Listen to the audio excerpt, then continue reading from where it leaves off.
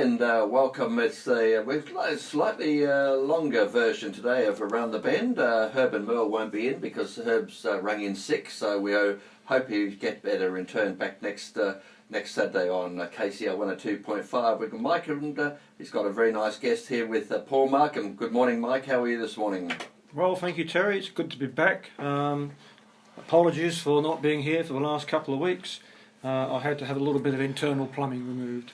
So I'm on the mend now. What is it, this place? Everyone comes in and next thing they go sick. That one certainly arrived very quickly and unexpectedly. It did. I did give you apologies on air, Michael. Do you remember you heard that, didn't you? Well, no, I don't think I could get reception from Midland Hospital. Right. Well, you were getting reception from the nurses, I believe, even, so that's...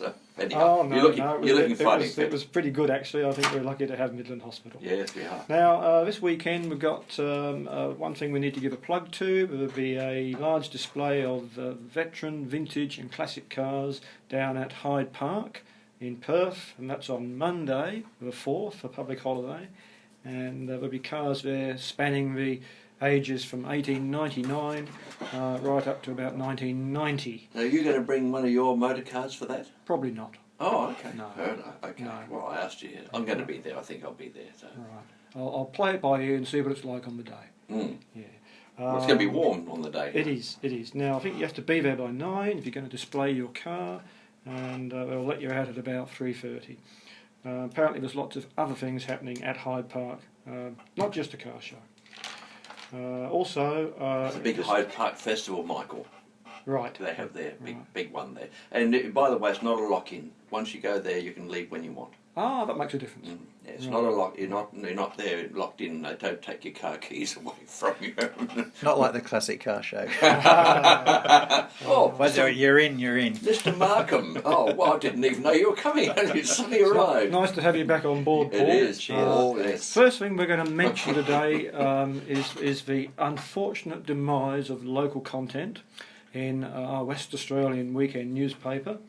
After 21 years of doing a sterling job, Alex Forrest is no longer going to be able to bring us his column, Idle Talk, and many of us have relied on that for information on coming events and general news on the classic car scene here in Perth. So I'd like to extend my congratulations to Alex and his team for bringing that to us for that long period of time, and that service is certainly going to be missed. Yeah, it's really, really disappointing to see, the loss of the local content in the West Australian. If readers of the West Australian motoring sections, Wednesday and on the Saturday, there was always 2 sections about classic motoring. Alex Forrest's Idle Talk, and then Neil Downing was doing features on certain cars as well. Yes. And he'd just done 2 of my cars, the Tatra and the DKW. And he contacted me out of the blue because we were talking about doing a bit of a series for many of the unusual vehicles that are in the Seaver Club.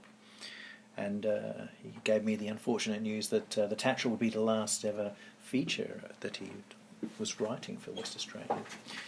And then the following week I heard from Alex that that column is disappearing as well. And it is such an important feature for people who are interested in the classic motoring scene in Perth. And the question is, where are people going to go? What is going to replace it? Some of the younger generation would say, well, all information's available on the internet. But I take issue with that to a certain extent, in as much as you actually have to type in something to say, this is what I'm looking for. It's not quite the same as opening a page of a newspaper and being presented with options that you may not have been looking for. Yes, yeah. It makes you... Look, having a word with both Neil and Alex and a number of other people who have been taken aback by this move, and they're all questioning about whether or not there's some other mechanism that they could use to keep the motoring community updated about what's going on. Perhaps there's an opportunity there for the community newspapers to pick up a little bit of a feature. Sure, there was a chap who used to write a few articles for the either the Kalamunda Gazette or the Midland Echo, name of Fox from memory, but that hasn't appeared. You've got a good memory. You've got a good memory. You have. That hasn't appeared for quite some time. Yes, yeah. On another related feature, because we just did a Sorry. on a related matter. I forgot what show it is. It's yours. Carry on regardless. Regardless. I told you last time I was on, if you stick a microphone here, I will just talk. This is great. As well as live, at least it's live radio. We're not syndicated from Sydney or Melbourne or doing the Shannon's TV show. Yes, which I actually watch very regularly when it comes through.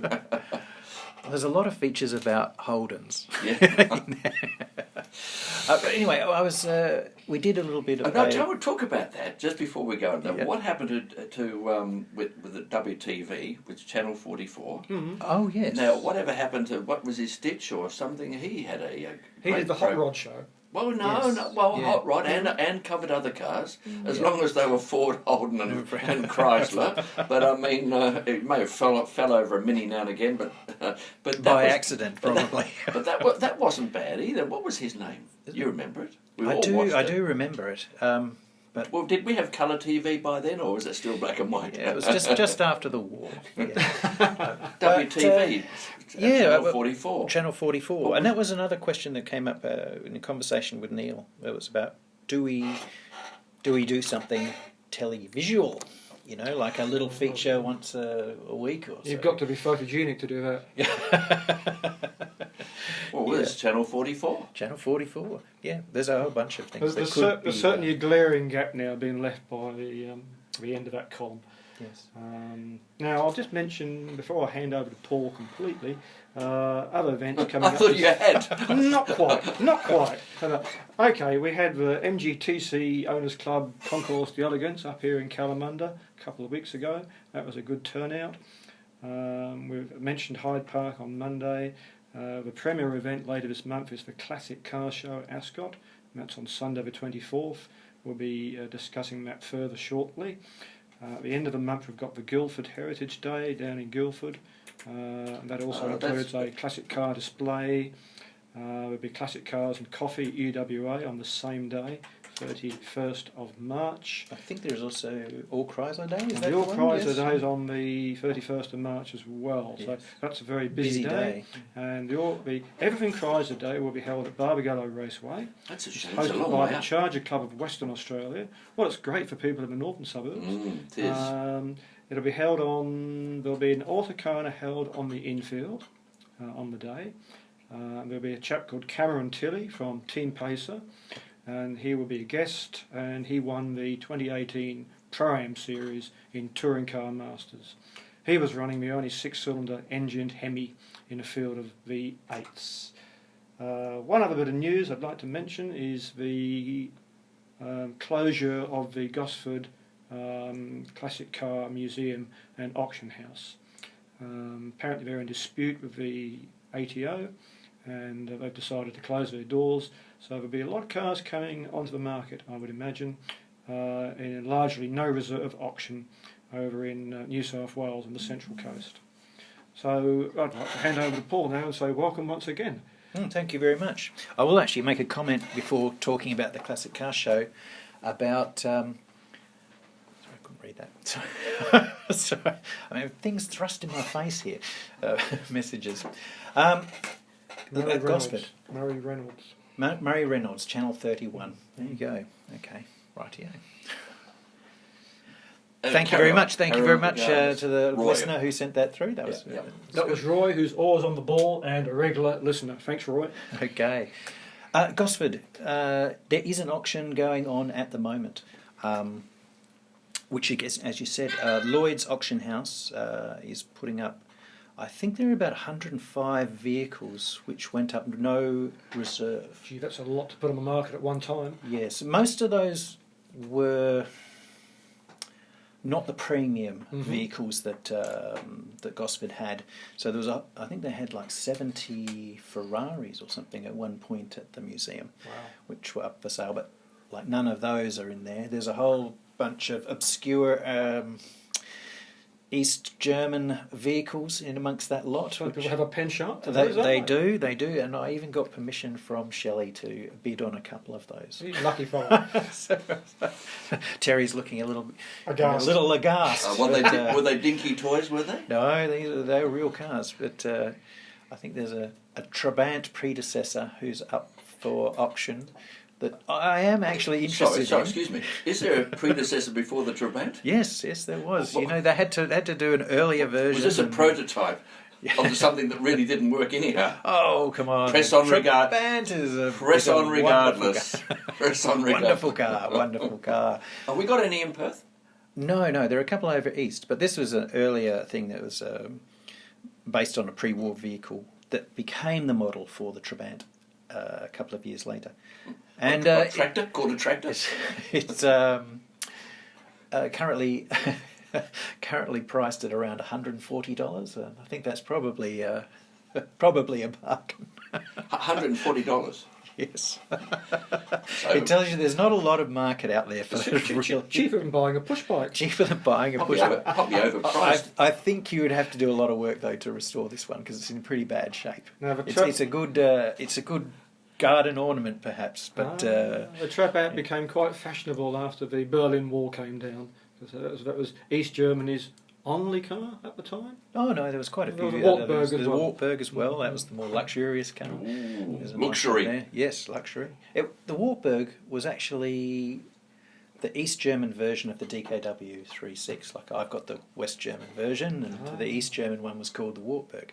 But they're based exactly the same. And they both were two-stroke engines. Two-stroke engines, 3-cylinder, up to 1,000 cc's.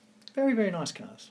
And you guys have seen my DKW. The DKW It's looks very smart. Very smart. Yeah, It's a lovely car to drive. On the Surprising. flat, does not like the hills. Ah, right. Well, how does it get on in Bavaria and places like that? I mean, when you just go up. If you're in Bavaria, you want yourself a Volkswagen. We assume there are hills in East Germany. Yeah. It is pretty flat, I must say. Good for push bikes. Okay, so I came down again to talk about the Classic Car Show, Shannon's Classic Car Show. That is at the end of this month, basically, 3 weeks away, on Sunday the 24th of March. It's coming along very quickly, and we're getting all the last-minute arrangements all lined up. We're still looking at 1,000-odd vehicles, 66 car clubs. We've got a whole bunch of interesting vendors, which I'll just tell you about some of them. The vendors and traders who'll be at the show, and some of the other clubs that will be at the show exhibiting their wares. So firstly, of course, we have Shannon's Insurance, which I have to say do a fantastic job. Yes. And if you're ever passing by their office in Cannington at the moment, you can see my Tatra in their showroom. It's on display at there with a big poster and a sign for the Classic Car Is Show. that their exhibition of your Tatra in the front of there? Does that pay for the entire restoration that you spent on it? No, it doesn't. No, it didn't. But they're looking after it because they are insuring the vehicle. Oh, so it's not a contra deal. No, it's not a contra deal. Give them all the receipts. So Shannon's showroom, for those of you that perhaps don't know, it's basically on the corner of William Street in Beckenham and Albany Highway. Yes, very, very good. And those guys have done a fantastic job of supporting the show.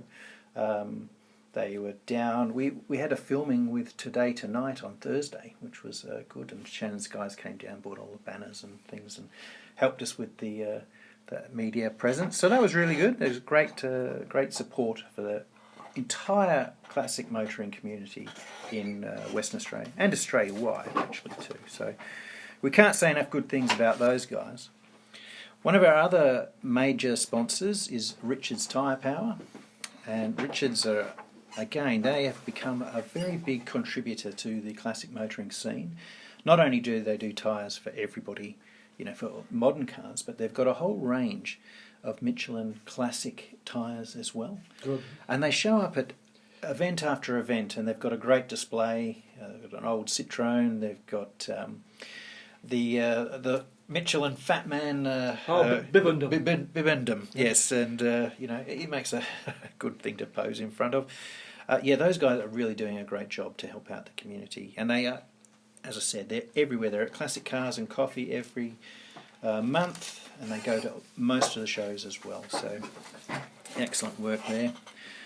Another couple of the companies that we've got coming down is Auto Power, a Balcatta-based spray paint and both spray painting machinery and paint supplier. America West, they do memorabilia and things like that, so you can always go down and come to the show and buy a t-shirt or a mug or any kind of posters and signs. Bogan and Proud, you've got to have a bit of pride in your work, so those guys are down there with, again, more memorabilia. We've got Coretta Pop Top, which is a miniature caravan. It's a really cute little round, like bullet-shaped caravan that folds out. It's called Teardrop, I think. Teardrop, yeah. They're really great little things because, again, if you don't want to tow a, like a huge trailer, articulated truck behind. Exactly. I saw one of those at the York Motor Show last year, and a very smart little unit, and came from a part of the world that really quite surprised me. Yes. What part of the world was that? I think it came from the Middle East, if I remember correctly. Really? Yes. Yeah. There's another company that we're happy to have aboard this year is Seatbelt Solutions. I don't know if you guys... Yes. Yeah, My car's got seatbelt solutions in it. Yes, all three of mine have got seatbelt solutions. And they do seatbelts of classic style that you can actually install into your classic vehicle. Like the DKW, when we got it, had no seatbelts whatsoever. So we just drove around. And no anchorage points. No anchorage points, whatever. But these guys, they're the only ones in Western Australia who have the engineering certificates to be able to engineer proper seatbelts into your car and yet keep it looking good, keep it looking classic. Period, yes. Yeah, so we had ours installed in the DKW when we took the car over to Beta Birdwood about a year or so ago.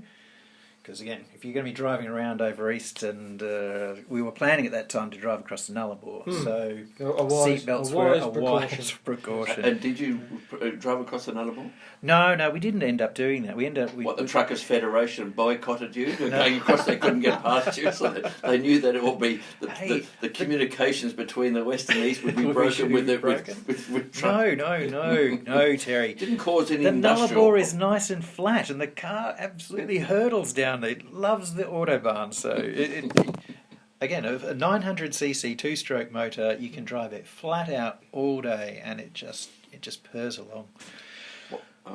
Melville Renault are coming, and they're bringing along the new Alpine. Yeah, which is really good to see. People are getting quite interested in that. That car is amazing. I've been taken for a drive in that by one of the guys, and it was like, whoa! I was terrified by the power that little car has, and its handling. It's exceptional. It's just an amazing car. So if you want to come and see, I think it's the only one on the road here at the moment, but I believe there are a couple more coming in. It for a modern interpretation of a classic car from the 60s, it's really well done. It really looks the part. There's nothing wrong with if you consider, say, I'm sorry Volkswagen, but when you came out with the new Beetle, it kind of looked like a little bit of a joke car. It had little flower on the dashboard. It's just very nice, very nice. Yeah, well, I suppose they're trying to be green. You've got to keep watering it. That's the problem. Keep it flowering. Yeah. Anyhow, in the same vein, another really excellent new vehicle is coming to the show as well and be debuted here, which is a Morgan Roadster V6. I think it's 3.5 litre, the only one in the state. That'll be interesting to see. Yeah, interesting. Yes. Morgan now have to replace both their +4 and their +8. 4.4, sorry. The 4.4 had been in production for decades, and the +8 since about 1968. And I think for reasons of meeting emission standards, they've come to the end of the road, so they now need a new product to bring to market. Well, this car is apparently real. If you're going to go to the Shannon's Classic Car Show event page on Facebook, you'll see a photograph of that car as soon as I get it later this afternoon. And that's All Sport Automotive, who are the sole Morgan dealership in Western Australia. I didn't know we had one. No, well, beforehand you had to go and order through the eastern states, and they were all shipped to Melbourne. But now this arrangement that All Sports have got allows them to do the order, and the car will be delivered to here in Perth, which saves you a lot of time and a lot of shipping cost. So that's a really, really, really good thing. And again, if you're going to buy a Morgan, you've got to be prepared to wait because they're all hand-built cars. Yes. So, have you got people from the Morgan Car Club coming along? there may be some terms? people. Yeah, there may be some that come along and in their exhibit Morgans. Yes. Well, they should come. Well, they should They come. should come to have a look and see the new one. Yes, that would be wonderful Fantastic. for them to come and see it. Mm. Another vendor that's coming is a new for us, and it's new for them as well. It's the Department of Transport having a stall at the show. Oh, Yeah, interesting. Interesting. I know they've heard great things about the show and have decided, this is a good opportunity for us to showcase what they do around the customised licence plates and all that sort of thing. So they're going to have a stall there, and I guess you'll be able to order plates or buy customised plates right there and then. Because number plates are a huge thing in New South Wales and Victoria. People pay tens of thousands of dollars for special number plates, and we've never quite had that plate culture here in the West. No, but over in the East, you see anyone who goes and looks at the Shannon's auction website or reads any of the updates they send out, it seems every single auction they're hitting some sort of record for licence plates. It's amazing. It's amazing. It doesn't really quite exist here. And there's one little thing I'll just quickly mention for the kids, and not only for the kids, is we've got Ultimate Slot Car, who will be down there with a slot car racing thing. Yes. You'll be able to go and have a little bit of a play and compete against other people.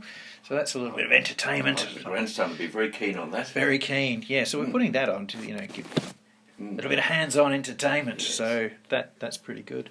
And of course, you've got to remember, we will be at the show. Yes, KCR round the bend will be going live between 9 and 9:30 over the air, Yes. so you can hear it in the car and whatever have you. And we're on the ground, of course, between 9 and 3 o'clock as well. So we'll be there for that. And you can have a conversation with some of these guys. They'll be Oh, quite happy we'll- to talk We'll about. be walking around. We'll be walking around, introducing ourselves, and indeed promoting this program and inviting people to come up and. Participate. That's correct. So we That's don't correct. bite, do we? No, Not at all. We're pretty No. much harmless. might even get a free cup of coffee. yeah, why not? Hang on, steady. Steady. There is a budget to this program, you know that. There is. Is there? I didn't know there was. You blow it every time you come here. I'll have a small brown paper bag that I'll give to you to help pay for your coffee. Oh, that's very nice. Well, hang on. Don't forget your friends. Yes. Don't forget your friends. So, as I was saying, the show is going. Arrangements for the show are going really, really well. We've Well done, had Paul. Really, really There's good. A lot of work goes on behind the scenes to make these events successful. Yes, and most of that is on me. I would say keeps me very and your busy. team of helpers. And my team of helpers. I've got some minions who do a lot of running around behind the scenes for me. But It's interesting, and I like it, the fact that it's slightly broadening in the fact that you've got people, importers and whatever, bring in new models, Yes. retro models and things like that they can see. So it's not just seeing,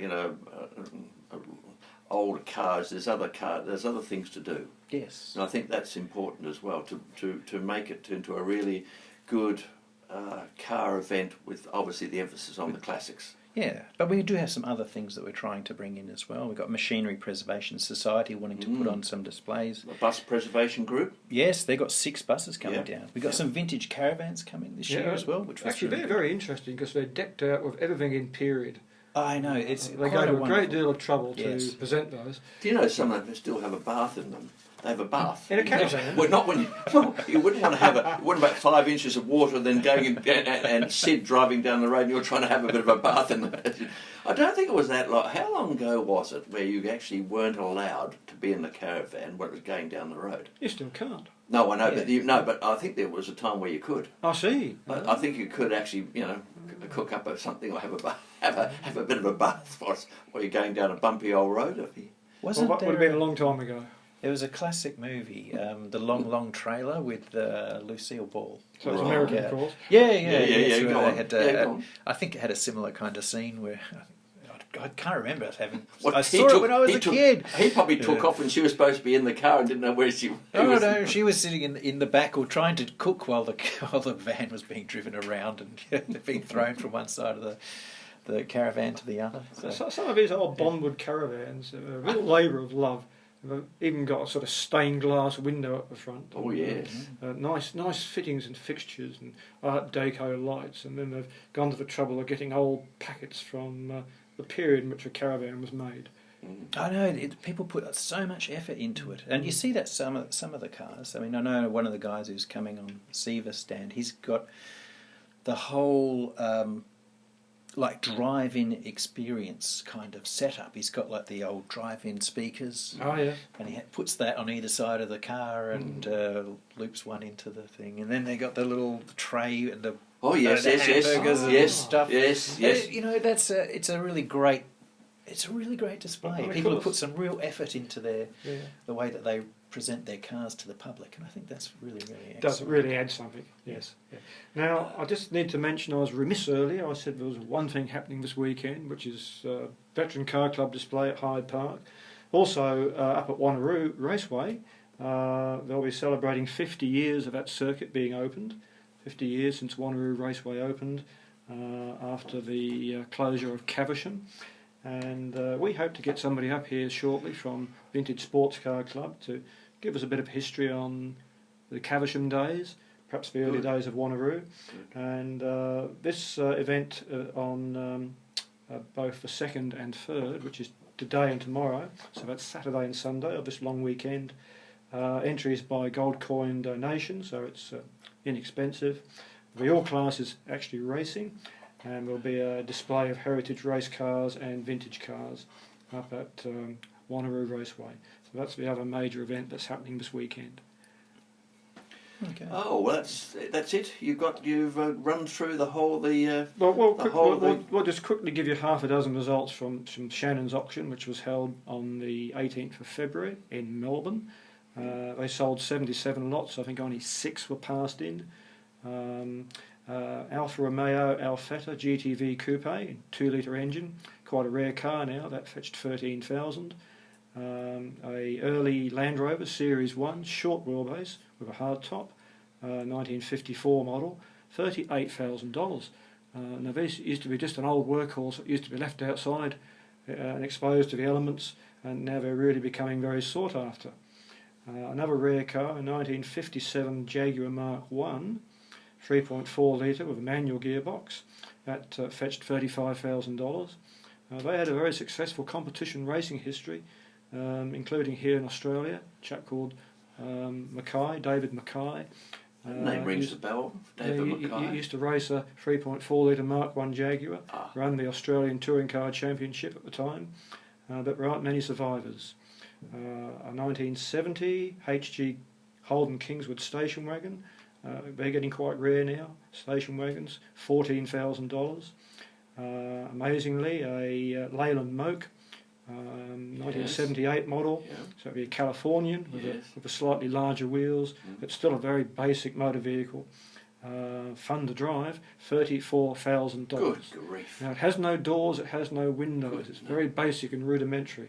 They are very basic and rudimentary. They've really come up in leaps and bounds. Yes. Probably rarity alone. You can get a bit more car for a bit less money. A 1983 Jaguar XJSC, that's the cabriolet version, with a 3.6 litre 6-cylinder engine, manual transmission.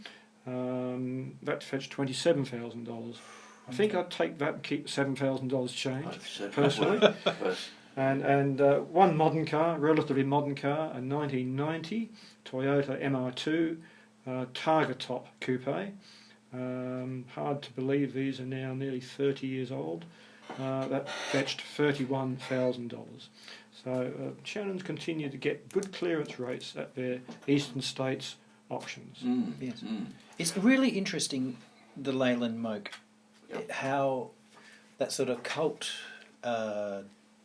it's got a cult appeal. Like minis, very much. Yes. The Fiats, Fiat 500s, and that both really, really small cars, and their prices on the market are very, very strong because people just desire to have them. And I suppose we've covered this before, but it's the 60th anniversary of the Mini in Australia this year. So we got the 3 Mini clubs from Perth having a display at the KCR car show with 60 Minis. So. Oh, excellent. 60? 60, yes. So that's pretty impressive. All ranges from the early models to the BMW owned ones. Yes, yeah. I mean, they're not really minis, the BMW manufactured ones, but they are a spectacularly good-looking car. Yeah, that was a good interpretation, reinterpretation. Really, probably the best. Yes, of all certainly, of them. I mean, the Fiat, a little bit up and down on the Fiat, but the Mini is it still looks the goods. Although it's been through about 4 totally different generations now. Yes, yes. And they're good. Yes. There's a couple of people who we know here in the hills who own the Rover Minis. So they're the 95, 96, 97, air-conditioned and all the mod cods. But has obviously still the original Mini Shell. Mini Shell, yeah. They'd be good ones to get hold of as well. But I love the little 850 with the old starter motor on the floor. Sliding windows and a cord to open the window, open the door. I mean, they're lovely little car. My mother had one, brand new one. Basic motoring that was really successful, really great, really wonderful cars. Yeah, so they're very good. Designed virtually by one man who was given free rein.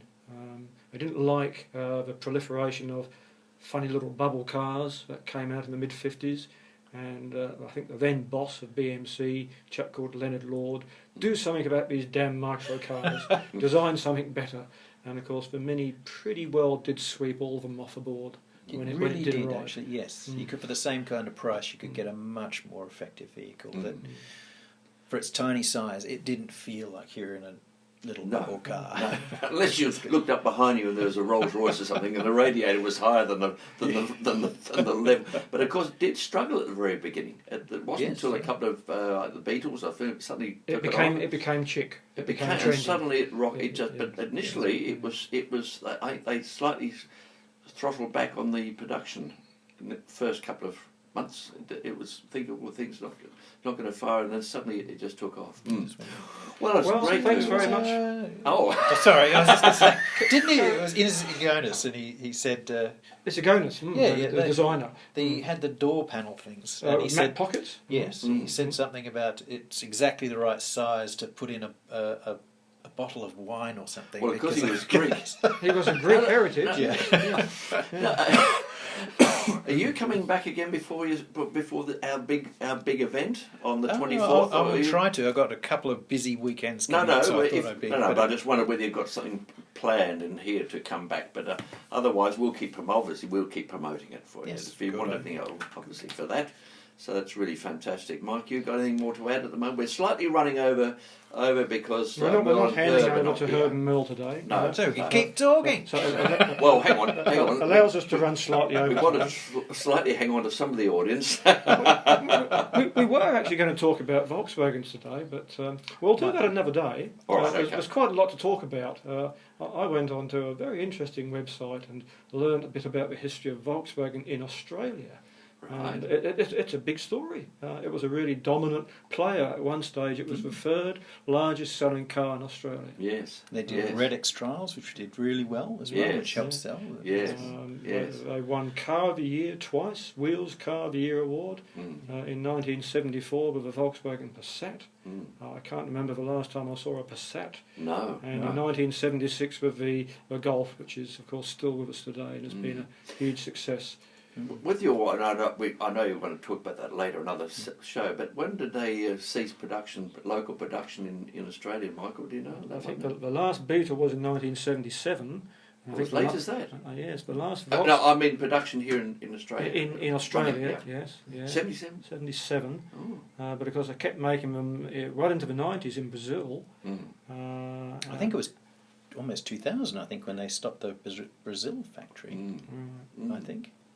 And they're even now, I only according to the UK magazines, they're becoming very collectible over there. The latest ones, the Brazilian, they call them the Brazilian whatever have you, and they're becoming very collectible. This is one that was made up to the end of the century.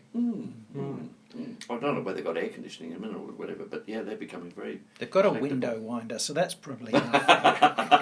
The beauty of window winders is Yeah. they always work. It takes a little bit of manual effort to actually crank a handle, but you don't have defective switches and relays. Yes. Well, that's the only thing that hasn't packed up on my car with the electric windows. Everything else has. But by the way, just of interest, this is something of all of our interest, I guess, in looking at reproduction parts.